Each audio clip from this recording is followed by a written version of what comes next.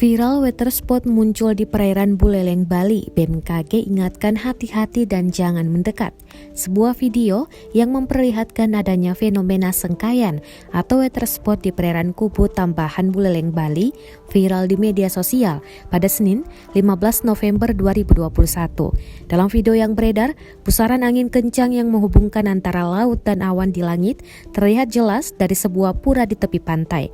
Koordinator Bidang Data dan Informasi Balai Besar Meteorologi, Klimatologi, dan Geofisika atau BBMKG Wilayah 3 Denpasar Dwi Hartanto mengatakan fenomena itu terjadi jika ada awan cumulonimbus bercampur dengan badai, guntur, dan hujan lebat.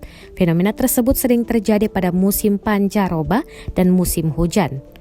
Dwi menuturkan sebagian besar wilayah Bali saat ini sudah memasuki musim hujan. Situasi ini bisa menyebabkan berbagai bencana seperti banjir, tanah longsor termasuk juga angin kencang seperti angin puting beliung dan weather spot. Dwi menegaskan fenomena itu tak hanya terjadi di perairan Buleleng, Bali, namun bisa saja terjadi di daerah lainnya di Bali.